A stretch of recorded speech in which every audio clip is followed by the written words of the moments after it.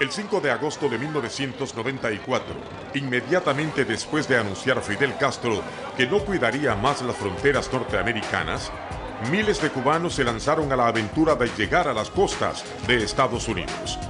Comenzaba el mayor éxodo en balsa. Dejaban atrás a la familia, al barrio y a sus modestas propiedades.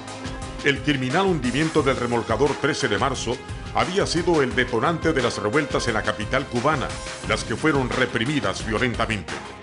Para aliviar la crítica situación social, el régimen nuevamente atinó a su vieja receta de limpiar la casa de inconformes, pero no podía repetir la experiencia del Mariel. La única solución, los balseros, quienes apostarían por todo a costa de su propia vida. Hoy, ellos cuentan su increíble historia personal. Así es, y muy buenas noches. Han sido 20 años desde ese maleconazo y la pregunta es, ¿cómo fue que ocurrió? Si los cubanos volverán a gritar en el corazón de La Habana, abajo Fidel una vez más, con las brigadas de respuesta rápida escondidas en una esquina.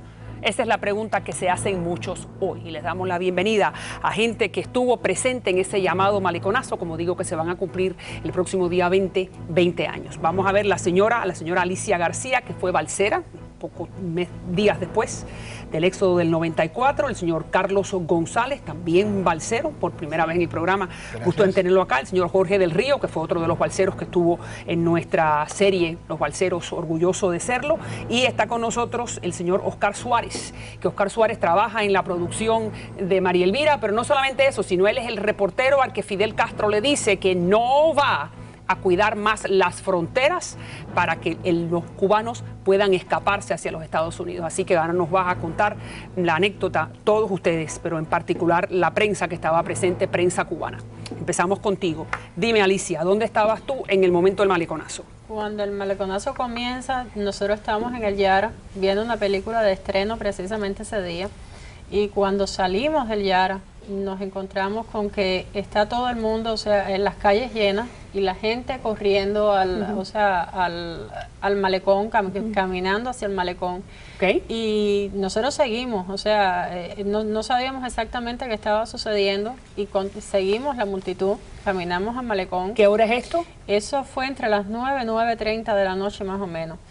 Y ya ahí empezamos a escuchar los gritos de Viva Cuba Libre, ya se estaban escuchando, o sea, ya abajo Fidel, es como que ¿Tú ya... lo escuchaste el abajo Fidel? ¿Y más o menos cuánta gente podría haber estado diciendo abajo Fidel? Que cientos de personas. Cientos de personas lo estuvieron diciendo, creo que fue como que se animaron unos a otros, es cuando estás escuchando y sientes el apoyo de los demás y te sientes protegido. ¿Y qué protegido. sentiste tú en ese momento? Creo que esa fue una de las experiencias más lindas que tuve, porque nunca me imaginé que yo pudiera estar escuchando en las calles lo que realmente nosotros pensábamos y sentíamos. Claro, y lo gritaste, ¿también lo gritaste tú? Claro que sí, creo que fue la única vez que lo pude hacer y lo pude hacer libremente, o sea, dentro de la isla. Wow, no fuera claro, claro. Ahí fue la importancia, poder decirlo duda. allí. Y por eso es la pregunta, ¿cuándo podrán nuevamente los cubanos gritar lo que quieran en ese malecón?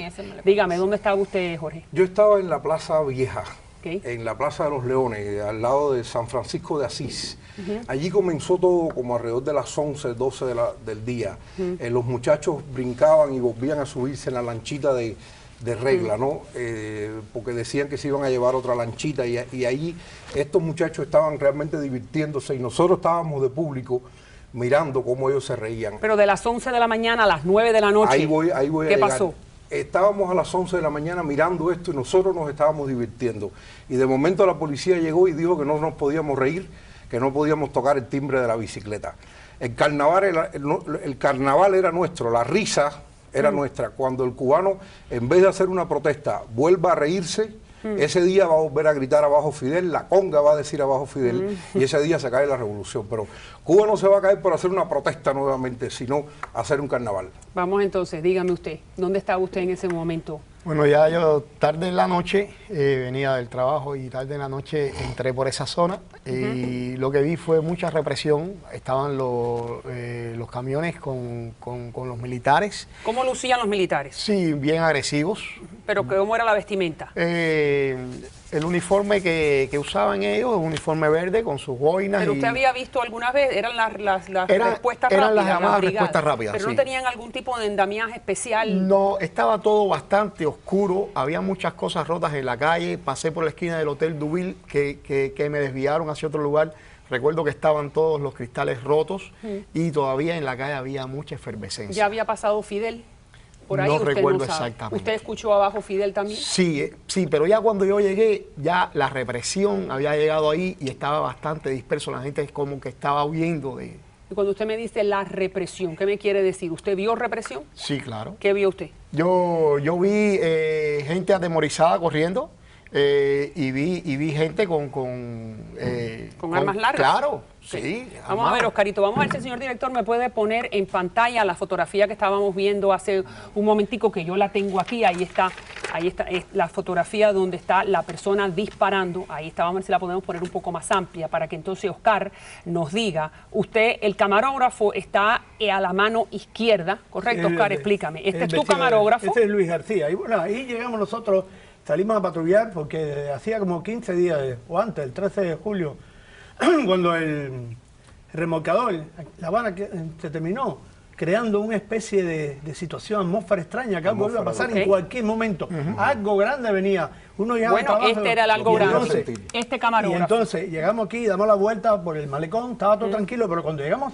por San Lázaro, regresando a Galeano, vemos que en Galeano viene cientos de gente caminando por la calle. Ese Galeano que es bastante ancho, es como Carlos III. Y ahí entonces nos paramos. Aquí está a la izquierda la imagen, Luis García, el camarógrafo, atrás de pullover oscuro, negro, que siempre lo uso, y después José Luis Garrante, el sonidista y grabador. Ahí está, ahí lo estamos ampliando, a ver si lo podemos dejar detenido esta imagen. Ese es su camarógrafo y el sonidista está en la parte de atrás. Yo estoy en medio de los dos porque inclusive a veces tenía que dedicarme a aguantar las piedras que le tiraban a la gente del Duville, porque la brigada de respuesta rápida que estaba dentro del Duville no salía porque tenía miedo. Espérese, quédese ahí. Las brigadas de la respuesta rápida estaban dentro de ese edificio. Esos cristales que se ven son el Hotel Duville. Ustedes estaban adentro. Estaban adentro y yo los vacilaba. Usted sabe cómo es mi carácter. Le decía, oye, macho, oye, pero aquí para afuera, no, usted, ¿no? ¿Qué hora es esto? El mediodía explotó todo eso muy ahí. Muy cerca de la hora suya. Lo de Malecón venía la gente a La Habana Vieja y por Galeano venían los de Centro Habana, porque eran cientos de gente. Recuerdo que me decían, graba, y decían libertad, libertad. Bueno, ahí ¿qué pasa después? Seguimos entonces ahí grabando, no sé qué historia, y subimos y le digo al camarógrafo, vamos a buscar un tiro alto, porque arriba se domina mejor el Galeano, Malecón y San Lázaro, a ver qué podemos ver. Venimos con control a la Blas Roca entró, que es la brigada de respuesta más rápida que tiene el gobierno, porque lo trajo como constructor y después lo usa como a apalear la gente. Y entonces apaleaba a la gente ahí, delante de nosotros aquí. Y de buena primera, 3 jeeps se paran por San Lázaro, ahí en medio, San Lázaro y Galeano. Y digo, uy, ahí está Fidel Castro. Vámonos por la escalera. Bajamos por la escalera, corrimos por ahí para allá. Ellos, los 3 jeeps, bajaron por Colón. Y llegaron hasta Prado, nosotros corríamos entre toda la multitud esa pasando y con la cablecito de cámara esa que empata una cámara con la grabadora, que es fatal eso, ahora son las cámaras modernas. Le damos la vuelta a ver si le entramos de frente a Fidel Castro para agarrarlo, para preguntarle algo. Y cuando usted lo tiene delante, ¿qué le dice? Llego ahí hasta que uno de las cuentas me dice, camina para atrás, que aquí no te puedo dejar entrevistar al jefe porque mira los edificios. Ok, dale, yo me porto bien. Caminamos para atrás, mi camarógrafo que es muy fuerte, me agarra por las fajas porque yo fumaba mucho y me caía. Y entonces ya cuando estoy ahí aterrizado, que lo tengo fácil ahí, le digo, ¿qué usted hace aquí, comandante? Y dice, bueno, aquí para que no hayan exageraciones. Usted es el que le pregunta al mismo Fidel Castro, ¿qué usted hace aquí, comandante? Sí, a eso. Y el que le responde. No, que estaba ahí para que no hubiese exceso de violencia, bastante exceso de violencia había, pero ¿sabe cómo es? Él es un político y hace su cuento. Y después ya la que yo quería preguntarle, ¿usted va a abrir otro María, comandante? Y él el textual, lo estoy mirando ahora hace 20 años, dijo, yo digo que yo no voy a abrir otro Mariel. Yo no digo que vaya a abrir otro Mariel. Yo digo que no cuido más la frontera norteamericana. Tanto es así que esa misma respuesta, cuando sale transmitida por el noticiero de televisión, provoca que Sullivan, que es el cónsul norteamericano en ese momento en La Habana, en la oficina de intereses, le mande una nota. Y uno de los ayudantes en el programa especial ese que Fidel Castro está dando al aire en directo, después que regresó, que ya nosotros nos fuimos, Fidel le dice, mira, aquí tengo una carta de Sullivan que está protestando porque va a morir la frontera. Y entonces Fidel con su verbo de siempre, nada más, Miami, la gusanera. ¿Permitieron los cubanos poner estas imágenes de la rebelión en la televisión nacional? Tuvimos que limpiarla, o sea, no podíamos poner a gente... por ejemplo, aquí hay un tipo disparando, la foto esta que se ve más bonita ahí en la cámara. Sí. no veíamos nadie disparando, sino, y la gente, la revuelta, un poco de la revuelta, porque la revuelta Fidel Castro lo usa para decir, mira cómo el enemigo nos está provocando. Claro. No, y que limpiaron a los contrarrevolucionarios sin dar un tiro. Que decían que eran delincuentes, que rompían las vidrieras. Que estaban rompiendo, incluso ellos perdieron el control, porque eso mismo estaban diciendo de que las fuerzas de respuesta rápida dentro de Deauville estaban escondidas porque el pueblo fue el que tomó el control de las calles, o sea, las autoridades por primera vez pierden el control de las autoridades. Un detallito, lo más interesante de ese pueblo que venía caminando era que en ese pueblo venían marginales, universitarios, profesionales, trabajadores. Era la primera vez que yo veía, no en un acto de la Plaza de la Revolución que nos cargan a todo el mundo, tú siendo obrero, yo soy marginal. Era obligado llegar ahí. Obligado. No, se juntaron todos. Porque yo lo veía y hablaba y decía, niño, ¿qué pasó? Y hola, doctor. Y yo, increíble. ¿Cuál es la otra pregunta que usted le hace a Fidel Castro? Bueno, esa es una anécdota ahí que yo en ese mismo aire usted le dice, Fidel, dígase al público. Va al estudio, él hace su explicación, su denuncia al mundo y sobre todo abril. Ese día todos los cubanos se enteraron que había que montarse una balsa. Y entonces Fidel sale de la reunión, va por el pasillo, está toda la redacción del noticiero, hay que bajar a saludar al comandante y dice una periodista que tengo a la izquierda, que es muy adulona y así salsera. Le dice, ay, comandante, qué valiente es usted. Y entonces, no sé qué historia. ¿Qué le pregunta a usted, Y entonces yo inmediatamente, así aprovechando, me acordé de una frase de Quevedo, el escritor español ese que dice que entre la roja, el clavel y la flor roja, tu majestad escoja. Y yo quería decirle algo medio parecido. Y le digo, como dice un carpintero amigo mío, usted nunca se va a morir, comandante. A usted hay que matarlo. Y me dijo una frase que no quiero publicar todavía. Ahí había eso lo había publicado, salió publicado por la noche. No, lo más simpático. Lo último. Suárez, se me acaba el tiempo, dígame específicamente. Me salió por la noche y cuando lo iban a retransmitir otra vez, me llamaron de la redacción y me dice, Oscarito, está fatal. ¿Por qué? Dice, porque llamaron del Comité Central a decir que eso no lo van a repetir otra vez porque tú estás incitando la violencia. Le digo, estoy encantado. No, gracias a Dios que hizo el cuento, finalmente. Dígame cuánto tiempo después usted decidió tomar una balsa. Increíble. Prácticamente ya esa misma noche, ¿no? Esa misma noche. ¿Cuándo decidió usted tomar una balsa? Bueno, yo tenía muchos amigos que estaban durmiendo en la playa. Como él estaba diciendo, se sabía que algo grande iba a pasar en la zona de Guanagua, en Santa María, en Boca Ciega. Tenía muchos amigos que estaban ahí. Y el día 16 de agosto viene un amigo mío, Armando Arcos, y me toca la ventana de mi cuarto y me dice, vamos que tengo algo para irnos. Y así nos organizamos y salimos en la madrugada del 17 por la zona de Vallahonda. Pero nosotros no sabíamos que estaba abierto, como decimos los cubanos, el banderín. Correcto. Nos fuimos escondidos, dormimos toda la noche en ¿Ustedes salieron el 16? El 16. Y no es hasta el 19, el 20 que la gente ya sabe. Cuando el 17 estamos en el mar, ya que amanece y eso, empezamos a ver a alguna gente ya en embarcaciones, hasta que me recoge el guardacosta el día 19, que le digo, el camino está lleno de embarcaciones. Wow. Qué bien, y gracias a Dios que logró, finalmente. Fuimos los primeros que nos recogieron. Y que logró llegar. Amén. Finalmente, en los últimos 30 segundos nosotros sabemos su historia y la historia de la niña, que es tan conmovedora. ¿Cuánto tiempo después del maleconazo decidiste tú subirte a una balsa? Ese mismo día. Ese mismo día fue el día que yo decido irme y no, o sea, ya sabía que me iba. Yo lo sentí en ese momento. ¿Pero tú no estabas en el cine?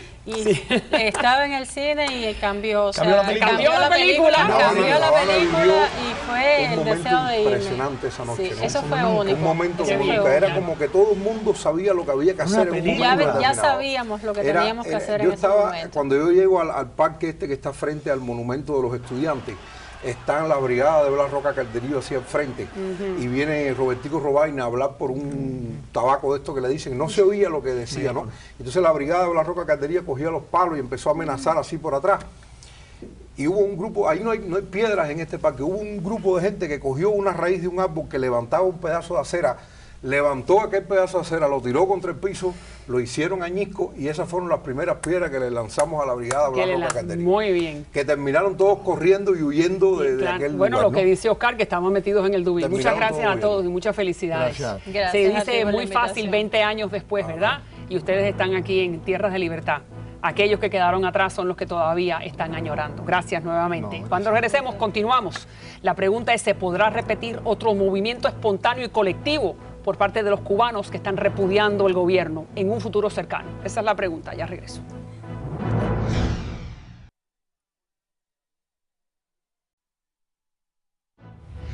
Bueno, continuamos con el tema del maleconazo. Le damos la bienvenida a Eliezer Ávila. Sin duda que Eliezer se destacó en el 2008, cuando le hace aquella pregunta famosa al presidente de la Asamblea del Poder Popular, el Parlamento cubano, ¿no? Ricardo Alarcón, que por qué los cubanos no podían viajar. Un gusto en tenerte en el programa por primera vez que te conocemos.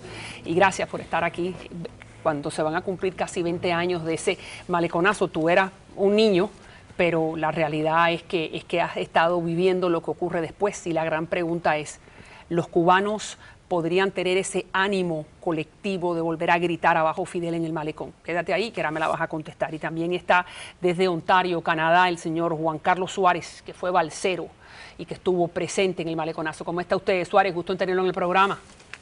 Muchas gracias, María Elvira. Estoy muy bien. Saludos a todos por allá. El gusto es mío. Le voy a preguntar cuando regresemos, ¿dónde estaba usted ese momento, en el momento del maleconazo, el 5 de agosto? ¿Qué fue lo que usted pensó y cuáles fueron los pasos que usted tomó pocas horas después? No se vaya, que ya regresó con usted. En particular, 20 años después, ¿tú consideras, ya que tú vives en Cuba y que eres miembro de esa juventud opositora, puede ocurrir otro maleconazo en el futuro cercano? Mira, una de las cosas que a mí realmente me lastima es ver cómo la violencia se ha apoderado de casi todos los espacios en Cuba, sí, lo que ha cambiado de forma. Dime qué significa la violencia se ha apoderado. ¿Qué me quieres decir? Dame un ejemplo. Significa que cuando estás en una cola, en una guagua, esperando en un hospital, en casi cualquier lugar, usted nota un ambiente realmente violento. Siempre hay una pelea verbal, hay un ánimo que es muy favorable a la violencia. Lo que es un poco triste es que los cubanos expresen esa violencia unos con los otros, porque siempre se supone que el que te está lastimando es esa persona que te está prestando un servicio, el burócrata que te está atendiendo para una gestión, o el chofer de la guagua que no paró en una parada. Claro, pero el miedo es el que los detiene, ¿correcto? Sí, yo siento que la gente tan enfrascado en resolver su vida más inmediata, como que no mira hacia arriba y ve de dónde viene todo ese sistema que genera tanto estrés, ¿no? Claro, pero me estás diciendo de que la gente está llena de ira, ¿no? De soberbia, sí, mira, llena de resentimiento, de rencor, sí, ¿no? Si frustración. Si la suma de toda esa frustración, de todo ese malestar, fuera a dar matemáticamente un maleconazo, hay para 100 maleconazos. Bien. Ahora, ¿y por qué tú consideras que sí o que no se podría producir otro maleconazo? En primer lugar, porque en el año que se produjo el maleconazo yo creo que hubo un exceso de confianza por parte del gobierno, donde pensó que a pesar de la crisis todavía la mayor cantidad de cubanos estaba absolutamente mareado con la revolución y demás. El maleconazo yo creo que le demostró y le enseñó muchas cosas al propio gobierno, que muchos años después ha sido un proceso constante de perfección de los sistemas. Pero espérate, el maleconazo, te interrumpo, fue hace 20 años. Yo pensé que eso es lo que el gobierno de los Castro pensaba en el Mariel, casi 14 años antes. El Mariel en el 80 no es cuando el gobierno se da cuenta por primera vez que no tienen tantos adeptos como ellos pensaban. Yo creo que es importante no confundir una manifestación popular que tiene un corte importante o sea, contra el gobierno, que es una crisis migratoria, donde el motivo fundamental es simplemente salir del país. O sea, un proceso es controlable hasta cierto punto y el otro puede ser incontrolable. Okay, entonces, el maleconazo, me estás diciendo que que tú no consideras que se podría producir nuevamente porque el sistema ha refinado muy bien el aparato represivo. Yo considero que ellos extremaron las medidas y hoy sería sumamente difícil, pero... ¿Por qué sería sumamente difícil? ¿Cuál es la diferencia entre hoy y el 94? La tecnología. Okay. En el año 94 no existía una red amplia de celulares, de casi 2 millones de celulares en Cuba, que están absolutamente controlados y casi todos los mecanismos mediante los cuales hoy la gente se organiza, conversa, incluso expresa su indignación, están sobre una tecnología que controla, escucha minuto a minuto el gobierno y le toma el pulso a eso, ¿no? Yo creo que ellos trataron de vacunarse contra un próximo Pero es que el maleconazo fue espontáneo. Y hoy podría ser espontáneo también, ¿no? Bueno, siempre cabe un % de posibilidades y sobre todo, y me atrevo a citar a Dagoberto Valdés, ese gran profesor pinareño, él dice: quien cierra la puerta al diálogo, abre la puerta a la violencia, y el diálogo sigue cerrado. Lleva 54 años cerrado. Vamos entonces con Suárez. Suárez, ¿dónde estaba usted en particular en el momento que empieza la actividad más fuerte de Abajo Fidel, que es alrededor del mediodía? Bueno, yo estaba en el Diezmero, en San Miguel del Padrón. Yo en el momento del maleconazo ya yo llevaba 8 años prófugo de la policía en Cuba. ¿Prófugo? Yo llevaba 8 años en clandestinaje. ¡Wow! Yo soy un ladrón de contenedores del gobierno de Cuba. Yo soy una de las personas que abastecía el mercado negro de Cuba de comida. Prófugo de la justicia por no cumplir con el ejército y hacer una pila de cosas en contra del gobierno de Cuba dentro del ejército, y me pedían 15 años de prisión y me fugué. Me metí 8 años. El que me conoce, que me está viendo en televisión, sabe perfectamente quién soy yo. 8 años prófugo de la justicia de Cuba y todavía robándole contenedores al gobierno de Fidel Castro. Pero fíjese qué interesante de que la seguridad del Estado no lo pudo localizar y que usted pudo evadir a la seguridad por 8 años. 8 años de mi vida protegido por campesinos, protegido por fincas donde yo escondía los contenedores, protegido por mismos policías corruptos que crecieron conmigo en la escuela. Yo nací dentro de la revolución. Yo nací dentro de la revolución y crecí dentro de la revolución, y Cuba es un país corrupto, donde todo el mundo tiene un precio. Yo le voy a decir una cosa muy claramente, porque a estas cosas hay que hablarlas claras y dejar un poco los comentarios estos sofisticados. No va a haber otro maleconazo en Cuba, porque el cubano de hoy es un cubano cobarde. A nosotros nos traicionó la ciudad de La Habana. Cuando nosotros salimos a las calles, que fue una cosa improvisada, una cosa espontánea, porque habían asesinado a un muchacho joven en Regla, en el municipio de Regla. Sí. Ya habían pasado, sí, habían asesinado, la policía cubana había matado a un muchacho en Regla. Eso fue. Pero espérese, tengo una pregunta para que usted me pueda aclarar. ¿Cuál es la diferencia entre el cubano del maleconazo y el cubano de hoy? Usted dice que ahora el cubano es más cobarde que lo que era hace 20 años. ¿Es lo que usted me está diciendo? Pero ¿cómo no lo voy a decir? No lo estás mirando en las plazas. No lo estás viendo ir a marchar a la plaza. El cubano de hoy se merece el gobierno de Fidel Castro por 100 años más. No, pero dígame cuál es la diferencia. Yo personalmente no pienso que el pueblo cubano el pueblo cubano no se merece a Fidel Castro, primero, pero segundo, también podían venir a Miami desde Camarioca. Caballero, entonces, vamos a hablar claro. Hay más chivatones en las calles de Miami que prostitutas en las calles. Eso lo sabe todo el mundo. No, pero bueno, pero vamos a volver. Me gusta su opinión y céntrese en lo que le estoy preguntando. Le estoy preguntando en particular por qué usted considera que el cubano de hoy es diferente al cubano de hace 20 años. Pero no, tenemos que darnos cuenta de que cuando ocurrió el maleconazo, ya antes de que el maleconazo ocurriera, había manifestaciones en varios municipios de La Habana. San Miguel del Padrón fue uno de ellos, donde había también un muchacho muerto en el barrio de La Cuevita. Lugares donde que ni tan siquiera la prensa va allí, nadie habla de estas cosas. Allí mataron a un muchacho joven de 17 años. Pero no me ha contestado, Suárez, no me contestó la diferencia. Quédese ahí que le voy a dar la oportunidad ahora. Él me está diciendo de los barrios más marginales. Tú vives en un barrio marginal que se llama el Canal del Cerro. No es así, el Canal del Cerro, para que yo no tengo la oportunidad de ir porque no me dejan entrar, no hace 20 años que me tienen castigada. Pero bueno, el Canal del Cerro me dice que es un barrio bastante violento, donde esa ira y esa frustración está bastante acumulada. Y tú vives ahí. Dime qué es lo que piensan tus vecinos. ¿Tú estás de acuerdo con lo que dice él, de que el cubano de ahora es diferente al cubano de hace 20 años? Bueno, eso yo creo que requeriría un estudio antropológico más profundo que yo, ingeniero informático, dímelo sencillo. No lo puedo hacer. Pero sí puedo decirte que yo lo que me extraña es cómo el cubano es tan bravo para incluso pelearse a machete por una croqueta. Sí. Y no para decir, oye, quiero que esta administración cambie. Porque piensan lo que se llama la invencibilidad del régimen, que piensan que el machetazo con la croqueta tienes una oportunidad, un chance de ganar. Con el régimen siempre vas a perder. ¿No es así? El problema es que cuando tú te vas a golpes en la calle, tú estás viendo a tu enemigo.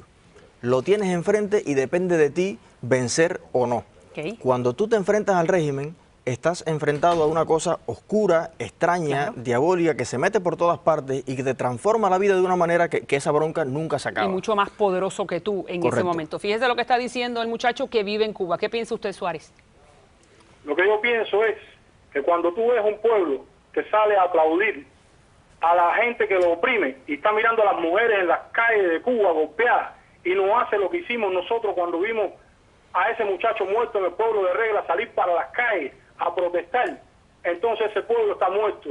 Ese pueblo, yo no entiendo cómo es posible que pueda existir otro maleconazo cuando la gente que puede protagonizar ese maleconazo, lo que están haciendo es yendo a Miami, sacar productos para regresar a Cuba como mulas. Desgraciadamente, el cubano siempre optó por emigrar, empezando por mis padres y en los 2 millones de cubanos que se fueron en la primera ola. Entonces, a veces el quedarse le cuesta la vida a uno y uno no puede criticar a aquel que quiere venir y quiere respirar porque sabe la invencibilidad del régimen, que el régimen siempre te agarra. ¿Qué piensas tú de eso? María Elvira, bueno, yo creo que incluso las personas que nos tuvimos que ir porque nos habían delatado la gente que estaban presenciando el maleconazo. O estaban enfrentando un paredón, o estaban enfrentando que te magullaran física y espiritual y emocionalmente. No todo el mundo aguanta eso. Por eso el que se va, uno no puede juzgar al que se va. Hay que ayudar al que se queda. Momentico, espérese, voy con usted, dime. Mira, yo creo que muchas de la gente que participaron en el maleconazo y que fueron allí, muchos por curiosidad y después que vieron lo que estaba pasando, pues aprovecharon y tiraron 4 piedras. Y en la Sierra Maestra pasó más o menos parecido. Hubo gente que el último día fue allí, tiró 2 tiros y después era ministro. Bien, claro. Incluso había gente con causas pendientes penales como las que él menciona. Pero lo que él está diciendo es que en el maleconazo la gente se atrevió a decir y a hablar su conciencia. Si mañana en La Habana se diera lo mismo, un incidente, una situación, que empezara a salir la gente a la calle y que de momento usted viera que realmente son más la gente que está en la calle que los que están reprimiendo, yo creo que lo mismo saldría a relucir. La policía le tiene miedo a ese pueblo. Fíjese lo que estaba diciendo Suárez, sí, de que estaban escondidos en el Hotel Duville, la brigada Las Rocas. Claro, sí, fíjese que cuando yo fui a Las Tunas ahora hace poco y me reuní allí con 25 personas, una de las cosas que me decían era que la ley prohíbe que más de 10 se reúnan, que yo podía ir preso por reunir más de 10 personas. O sea, yo sí creo que ellos le temen fuertemente a que se le vaya de las manos este tipo de cosas. Y yo no creo que el cubano hoy sea más cobarde. No estoy de acuerdo con esa tesis. Son circunstancias, sí. Absolutamente le tiraría el ejército y las brigadas de respuesta rápida, le tiraría a un pueblo que está enardecido en las calles. ¿Usted cree que los militares sí disparan en contra de los cubanos? Yo creo que ellos van a tratar hasta el último momento de no hacerlo y de hacer la estrategia que han hecho hasta ahora de enfrentar pueblo a pueblo. Bien, y divide y vence. Le doy la última palabra a Suárez, dígame. Mire, mientras sigamos viendo a 100.000 o 200.000 cubanos marchando en las plazas de la revolución apoyando a Fidel Castro, no va a existir otro maleconazo. Lo que van a seguir existiendo son los chivatones que están escondidos detrás de las ventanas para delatar a cualquiera que se quiera manifestar. Y después que lleguen a Miami, se los olvidó. Ahí en Miami tiene el Comité de Defensa de la Revolución. No, después que llegan a Miami vienen a este programa y cuentan cuáles son sus pecados. Pero ¿sabe qué? Uno tiene que siempre perdonar y en el momento que alguien se arrepiente, darle la oportunidad para que venga y cuente cuáles fueron sus faltas. Lo que tiene que hacer es dejar de marchar en la Plaza de la Revolución. Pero eso es desde el 60. En el año 94 hicieron un tremendo desfile. Sí, no, todavía. Desde el 60, acuérdese, gritaban paredón. Fueron los cubanos, no eran checoslovacos. Gracias. Y al regresar, Obama tiene algo nuevo que decirle a los republicanos del Congreso. ¿Qué pasará? No se vayan, ya regreso.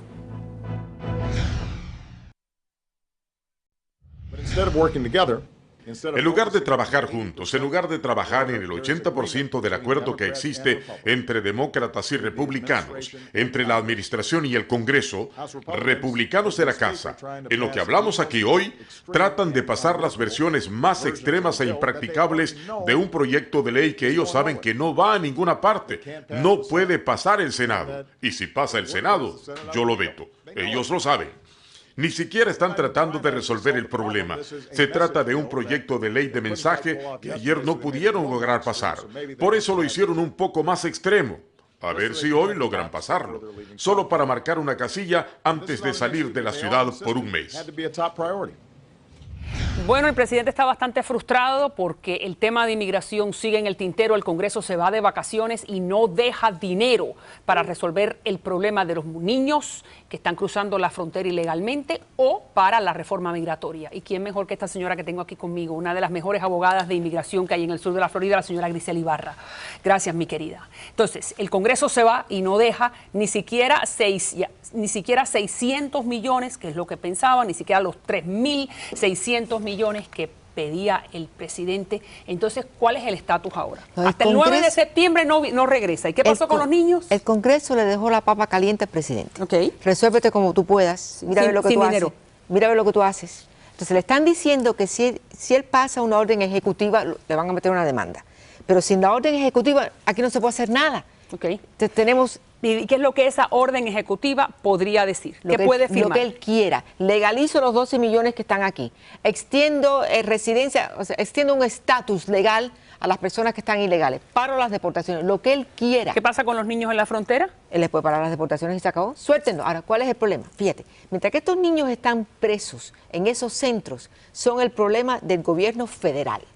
Al momento que los sueltan, hay que darle educación, hay que darle medicina, se convierte en el problema de los estados, porque los colegios están, a no ser que empiecen a abrir escuelas federales. Fíjense lo que está diciendo, muy interesante, porque entonces a los estados que son California, Texas, Arizona y Nuevo México, le conviene más que el niño se quede en el centro de detención, porque eso es una cuenta que pagan los federales. Claro. Cuando el niño sale es una cuenta que paga el estado. Exactamente. Entonces, ¿qué pasa? Ahora están diciendo que los niños vienen con enfermedades. Hay 89 niños que probaron positivo para tuberculosis. No quiere decir que tengan tuberculosis, pero tienen el virus. Por lo tanto, hay un centro ahora en cuarentena. ¿Qué quiere decir? Ahora hay que gastarse más dinero en eso. ¿Por qué? Porque los oficiales que están ahí están cerrados. Los estados no le conviene que estos niños salgan para ningún lado. Hay 600 niños en cuarentena por tuberculosis. En el centro ese. No 600 tenían la enfermedad, pero estaban en ese centro. ¿Tú consideras que el presidente, por las indicaciones que has visto, que él tiene la voluntad política de hacer algo en este mes? Mira, él tiene la voluntad. Lo que le falta es el coraje, por no decir otra cosa. Eso es lo que le falta. Eso, y el coraje. La voluntad la tiene. Pero tú me vas a decir a mí de que este presidente se podría atrever a legalizar con un plumazo a los 11 millones que están ilegales y a todos los niños que están en la frontera. ¿Por qué no lo hace? Porque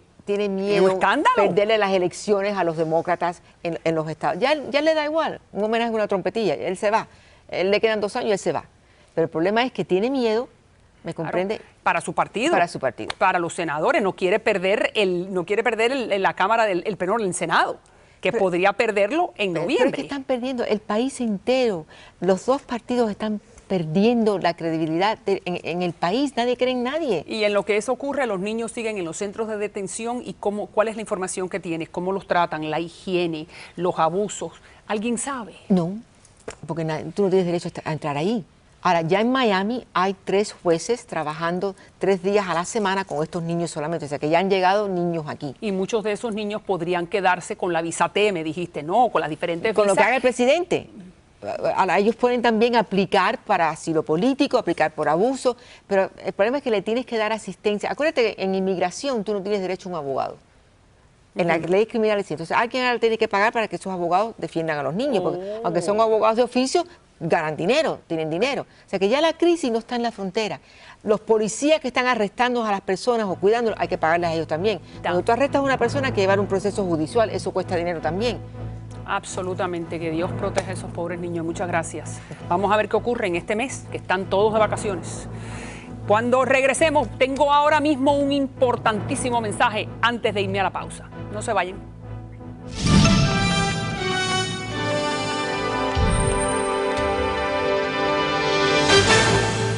Y bueno, por eso le digo que no se vayan, porque tengo un interesante mensaje que viene de Pablito, que es el rey del colágeno. ¿Cómo está usted, caballero? Muchísimas gracias, María Elvira. Me encuentro súper bien y como siempre es un placer para mí presentar el colágeno de Pablito en tu programa. El gusto es nuestro. Fíjense que yo sé que el colágeno es uno de los minerales, de los ingredientes que más necesita nuestro cuerpo, no solamente para la belleza física, sino también para los órganos. Dígame por qué. ¿Por qué es tan importante el colágeno? Claro que sí, el colágeno es la proteína más importante que tiene nuestro organismo. El 30% de la proteína total de nuestro cuerpo es tejido colágeno, el 7% del peso de nuestro cuerpo es tejido colágeno, y cuando se empieza a perder esta proteína que la produce nuestro propio cuerpo, porque a los 25 o 30 años empieza a mermar esa producción, se empieza a perder y ahí vienen los problemas serios de salud como artritis, diabetes, colesterol, problemas que si no le prestamos atención se van a transformar en algo crónico. Y eso es simplemente perder la calidad de vida. Así que si realmente usted quiere llegar a esa tercera edad, que ahora se le llama así porque la palabra viejito asusta un poco, realmente la tercera edad hay que llegar con calidad de vida. ¿Cómo es? Prestándole atención a los síntomas. Cuando usted tiene problemas, por ejemplo, dolores en las articulaciones, en los codos, en los hombros, en la espalda, definitivamente ahí se está resecando el cuerpo, está perdiendo el colágeno, pierde hidratación y empieza a rozar hueso con hueso, por eso es que empieza a inflamarse las articulaciones y a doler. Eso sí, la promoción es sumamente limitada. No sé si tú vas a estar de acuerdo o quieres agregarle algo más para tu audiencia. No, yo quiero que le des todo lo que tú puedas a la audiencia que venga referida por este programa. Mira, vamos a hacer algo muy, pero muy interesante. Las primeras 7, perdón, van a recibir 3 meses gratis y la crema. Y la llamada número 30, que suceda ahora en este preciso momento al 1-800-480-5580, se va a llevar el set completo para 9 meses y la crema. Perfecto, así me gusta. Viendo en pantalla, así que esa es la llamada número 30. El mejor trato. 9 meses, totalmente gratis. Gracias. Si llaman ahora. Y te agradecemos el mejor trato, el mejor servicio y el mejor precio para la gente que viene referida por este programa. Un abrazo. Gracias a ti, María Elvira.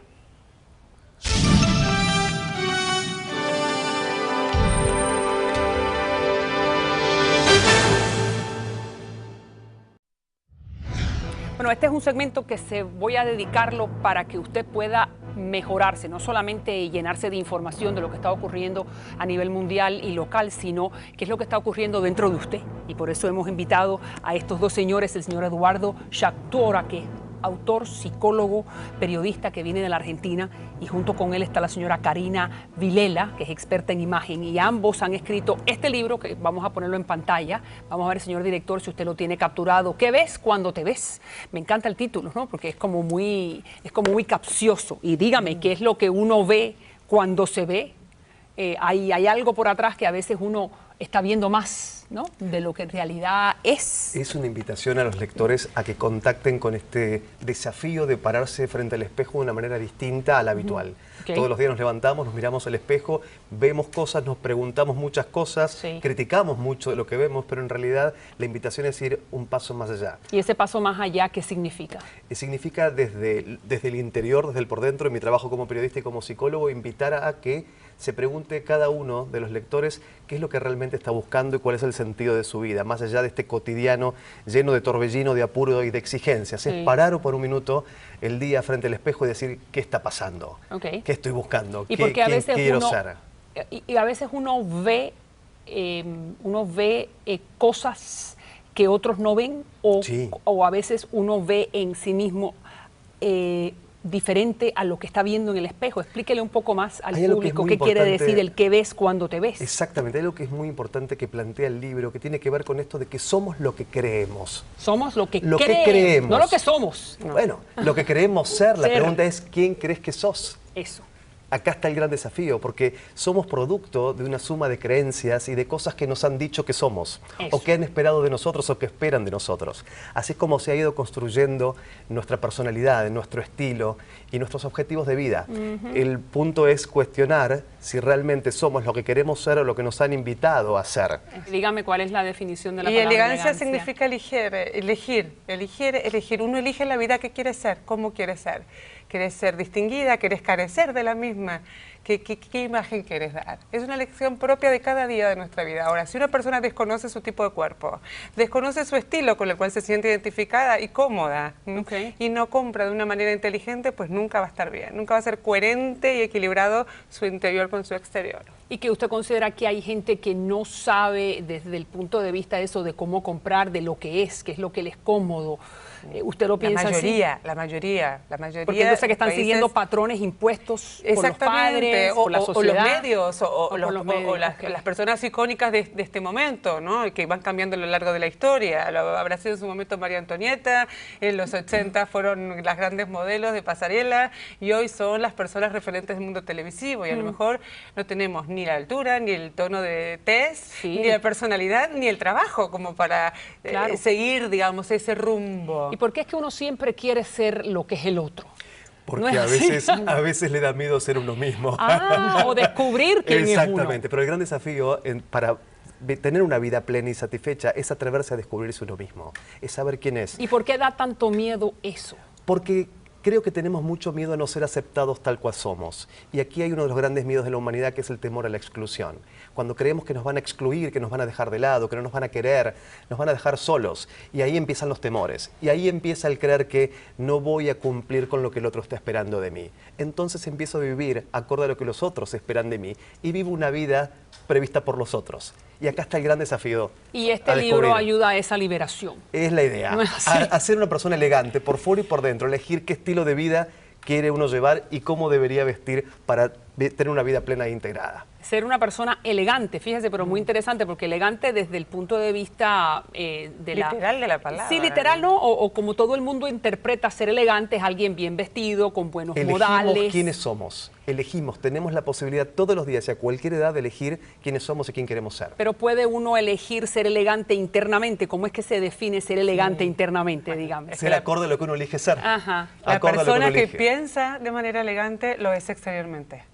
Es imposible que una persona que tiene pensamientos va a tener movimientos elegantes y va a poder elegir bien en la vida. Y la elegancia no pasa por tener las mejores ropas o los mejores autos, sino por ser quien uno quiere ser y ser coherente con la elección de vida que lleva. Ahí está la insatisfacción, cuando uno vive acorde a los proyectos de los otros. Y entonces este libro le puede a todo ese público que me está mirando, puede darle como pautas de uno como aclarar los propios pensamientos. Hay conceptos, hay ejercicios, hay preguntas para responder, hay muchas ideas para pensar y sugerencias desde lo estético, desde lo corporal, desde lo psicológico, desde lo espiritual, para que cada uno saque sus propias conclusiones. Es simplemente una guía, un manual de autoestima para que cada uno se descubra. Y ese libro tal vez se convierta en el espejo más fiel que uno haya podido tener delante de uno. Ese es el objetivo. Y la ayuda que mucha gente está buscando. Ustedes van a estar el próximo jueves a las 7 de la noche, ¿correcto? 8 de la noche. Perdón, a las 8, a la hora que sale este programa, 8 de la noche en Books and Books. En Coral Gables. En Coral Gables. Correcto. Bueno, pues nada, les agradezco muchísimo que hayan venido Gracias. y muchas felicidades por escribir este tipo de libros, que son los libros que ayudan a uno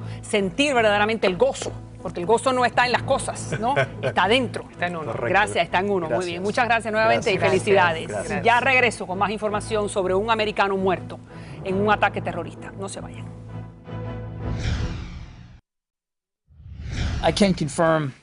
Puedo confirmar que una persona que creemos que es un soldado afgano disparó hoy contra un grupo de soldados de la coalición en la Universidad de la Defensa Nacional Fahim Marshall en la ciudad de Kabul, Afganistán.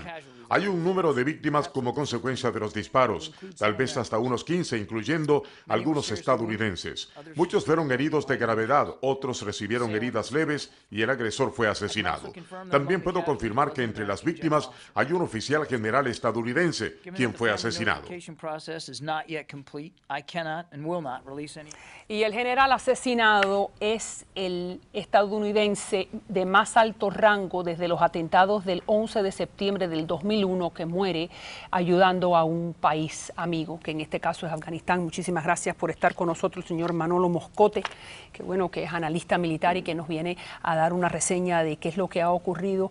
Sin duda estaban en Afganistán. Sabemos que el presidente Obama ha decidido retirar las tropas militares al final de este año. Van a quedar cerca de 30.000 y el año próximo van a quedar cerca de 5.000.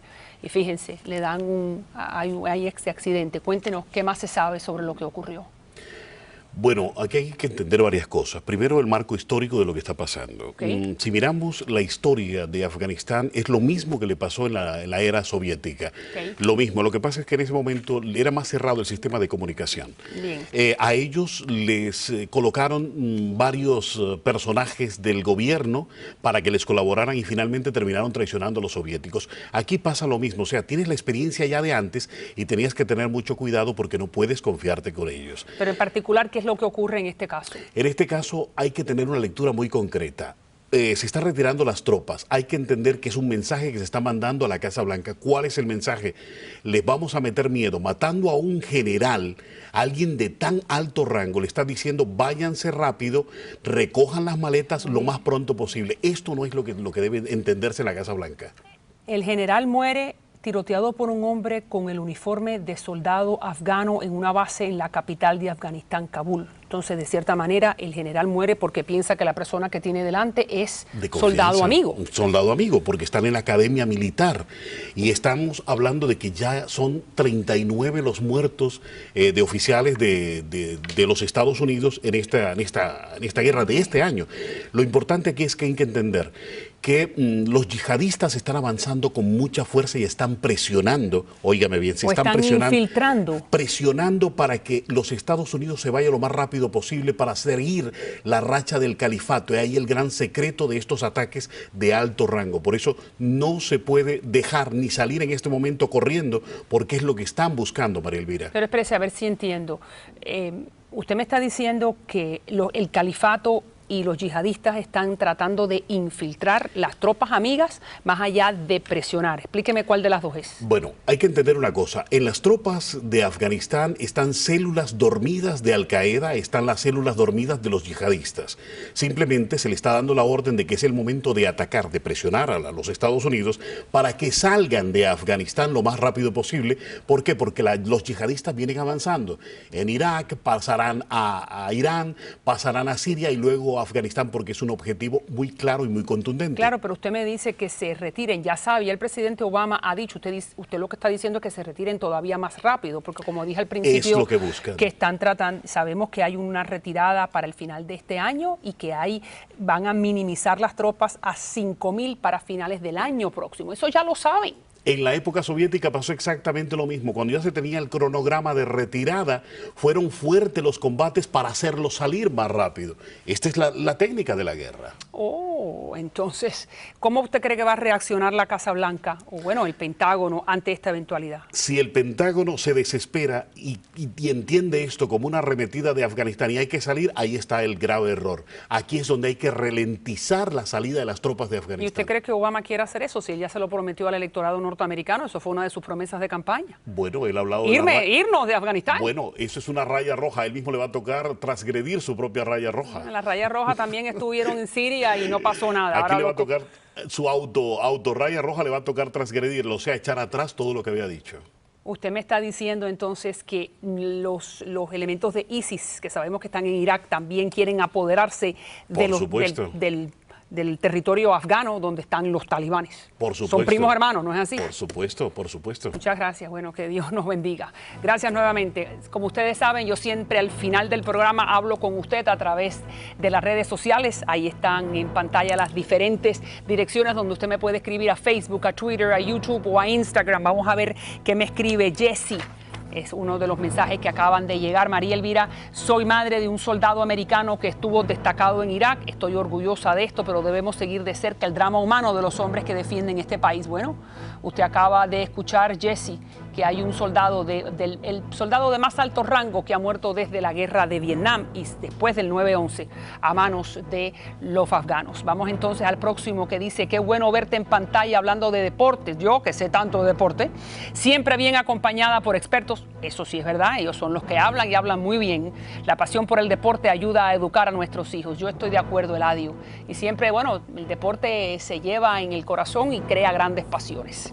Vamos a ver qué dice Pedro. Saludo a tu programa. Felicidades por seguir de cerca a los boliburgueses que quieren hacer de Miami su otra casa, darle duro a estos ladrones que hablan de austeridad como los Castro. Bueno, sabemos muy bien de que hay grandes complicaciones dentro del gobierno del presidente Maduro. Queremos que próximamente se resuelva lo que está ocurriendo en Venezuela y que vuelva al camino de la democracia y de los derechos civiles, al igual que la isla de Cuba. Como siempre digo al final de todos los programas, si Dios contigo, ¿quién contra ti? Nadie. Ahí está la página del internet donde usted me puede seguir escribiendo, o si quiere ver programas anteriores, puede ir aquí a mariaelvirasalazar.com. Hay fragmentos de programas de las últimas semanas. Le doy las gracias a mi peluquero, el señor Bobby, que es el mejor éxtasis, salón y spa en el sur de la Florida. También gracias a la señora Dania Victo por esta cara tan bonita y a la señora Gabriela Arango por el atuendo, una de las mejores diseñadoras que hay en el sur de la Florida. Y mañana me voy a ausentar porque voy a la toma de posesión del presidente Juan Manuel Santos en Colombia y desde allá les voy a mandar un reporte. Mañana me voy para Colombia. Gracias por la sintonía. Nos vemos entonces a la hora de siempre. Hasta entonces, buenas noches.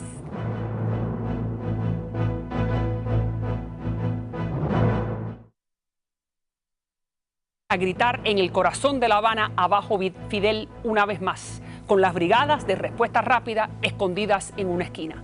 Esa es la pregunta que se hacen muchos hoy y les damos la bienvenida a gente que estuvo presente en ese llamado maleconazo, como digo, que se van a cumplir el próximo día 20 años. Vamos a ver la señora Alicia García, que fue balsera pocos días después del éxodo del 94, el señor Carlos González, también balsero, por primera vez en el programa. Gracias. Gusto en tenerlo acá, el señor Jorge del Río, que fue otro de los balseros que estuvo en nuestra serie Los Balseros, orgulloso de serlo, y está con nosotros el señor Oscar Suárez, que Oscar Suárez trabaja en la producción de María Elvira, pero no solamente eso, sino él es el reportero al que Fidel Castro le dice que no va a cuidar más las fronteras para que los cubanos puedan escaparse hacia los Estados Unidos. Así que ahora nos vas a contar la anécdota, todos ustedes, pero en particular la prensa que estaba presente, prensa cubana.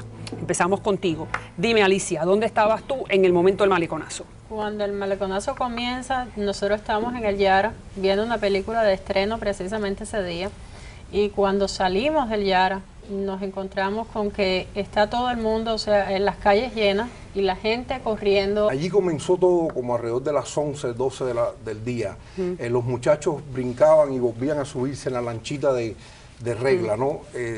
Porque decían que se iban a llevar otra lanchita y allí estos muchachos estaban realmente divirtiéndose y nosotros estábamos de público mirando cómo ellos se reían. Pero de las 11 de la mañana a las 9 de la noche, ahí voy ¿qué pasó?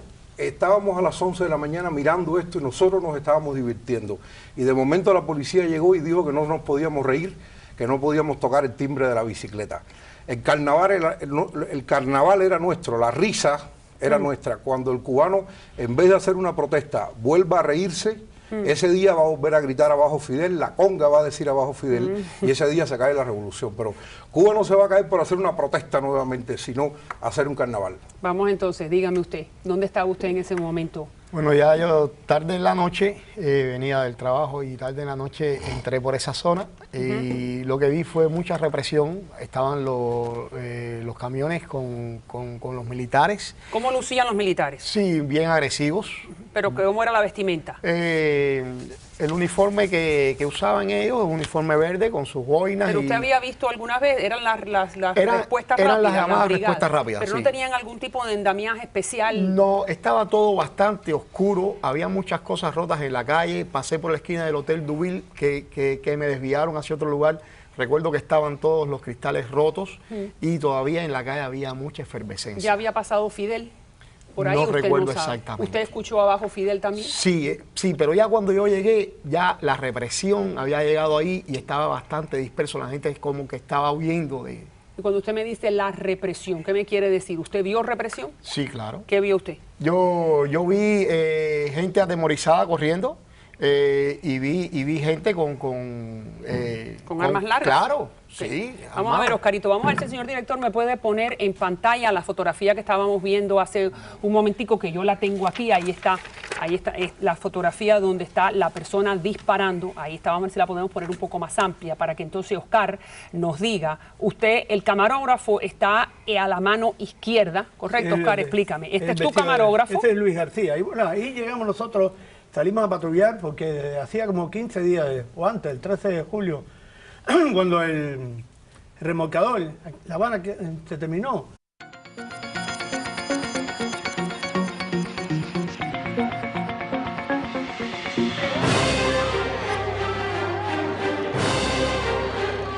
El 5 de agosto de 1994, inmediatamente después de anunciar Fidel Castro que no cuidaría más las fronteras norteamericanas, miles de cubanos se lanzaron a la aventura de llegar a las costas de Estados Unidos. Comenzaba el mayor éxodo en balsa. Dejaban atrás a la familia, al barrio y a sus modestas propiedades.